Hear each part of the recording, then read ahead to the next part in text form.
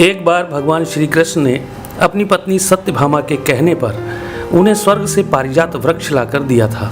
तब सत्यभामा को इस बात का अभिमान हो गया था कि वह सबसे अधिक सुंदर है और भगवान श्री कृष्ण की अति प्रिया भी है। इसी कारण उन्होंने उन्हें पारिजात वृक्ष लाकर दिया है। इसी प्रकार सुदर्शन चक्र ने जब एक बार इंद्र के वज्र को निष्क्रिय कर दिया था, तब से उसे भी यह अभिमान हो गया था कि भगवान के पास युद्ध में जब कोई उपाय नहीं बचता है तो वह उसकी ही मदद लेते हैं। इसी तरह भगवान का वाहन गरुड़ भी यही समझने लगा था कि भगवान मेरे बिना कहीं जा नहीं सकते, क्योंकि मेरी गति और मेरे बल का कोई मुकाबला ही नहीं कर सकता है। इन तीनों के इस अहंकार को तोड़ने के लिए एक दिन भगवान श्री कृष्ण ने हनुमान जी का स्मरण किया था। उनके स्मरण करते ही हनुमान जी तत्काल द्वारिका आ पहुंचे थे। भगवान श्री राम और भगवान श्री कृष्ण एक ही हैं, यह तो हनुमान जी जानते ही थे। साथ ही वह यह भी जान गए थे कि भगवान श्री कृष्ण ने उन्हें किस कार्य के लिए बुलाया है।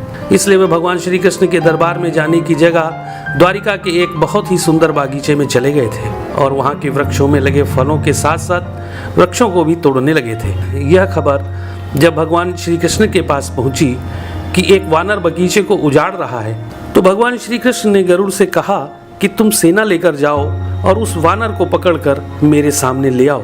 तब बल के अभिमान में भरे गरुड़ ने यह कहा था कि प्रभु, एक मामूली वानर को पकड़ने के लिए सेना की क्या जरूरत है, मैं अकेला ही उसे पकड़ लाता हूँ। ऐसा कहकर गरुड़ उड़ते हुए उस बागीचे में पहुंचे जहां हनुमान जी वृक्षों को उखाड़ रहे थे। तो गरुड़ ने उन्हें बिना जाने ही उनको पकड़ने का प्रयास किया था। तब हनुमान जी ने गरुड़ को अपनी पूंछ में दबाकर जोर से कस दिया, जिससे गरुड़ की सांस रुक गई थी। गरुड़ को इस प्रकार कुछ समय तक पीड़ित करने के बाद हनुमान जी ने अपनी पूंछ से ही गरुड़ को दूर समुद्र में फेंक दिया था। तब गरुड़ बड़ी मुश्किल से खुद को संभाल कर भगवान श्री कृष्ण के दरबार में वापस आकर यह बोले थे कि प्रभु, वह कोई साधारण वानर नहीं है, इसलिए मैं उसे पकड़कर नहीं ला सका। यह सुनकर भगवान श्री कृष्ण ने कहा कि वह अवश्य ही श्री राम जी के भक्त हनुमान होंगे।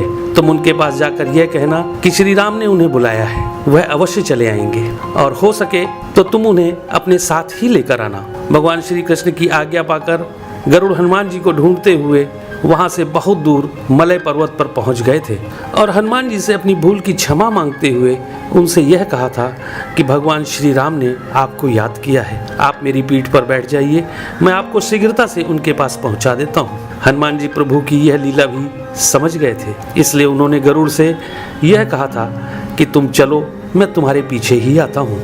इधर द्वारिका में भगवान श्री कृष्ण ने राम का रूप धारण किया और सत्यभामा के साथ सिंहासन पर बैठ गए थे और सुदर्शन चक्र को यह आदेश दिया कि तुम द्वार पर रहो, बिना मेरी आज्ञा के कोई भी अंदर न आने पाए।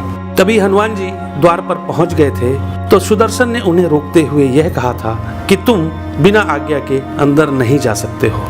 तब हनुमान जी ने सुदर्शन चक्र को पकड़कर अपने दांतों में दबा लिया था और अंदर चले गए थे। हनुमान जी ने सिंहासन पर बैठे भगवान श्री राम को प्रणाम करके उनसे यह कहा था कि प्रभु, माँ कहाँ है? आपके पास उनके स्थान पर यह कौन दासी बैठी है? सत्यभामा ने जब यह बात सुनी तो बड़ी ही लज्जित हो गई थी और उनका सारा घमंड चूर हो गया था। तभी थके हुए गरुड़ देव भी हांफते हुए दरबार में आ गए थे। गरुड़ ने वहां हनुमान जी को देखा तो वह चकित रह गए थे कि मेरी गति से भी तेज गति से हनुमान जी वहां पहुंच गए। इस प्रकार गरुड़ का बल और गति दोनों का अभिमान चूर हो गया था। तभी श्री राम रूपी कृष्ण ने हनुमान जी से यह पूछा कि तुम अंदर कैसे आ गए थे? तुम्हें क्या द्वार पर किसी ने रोका नहीं था?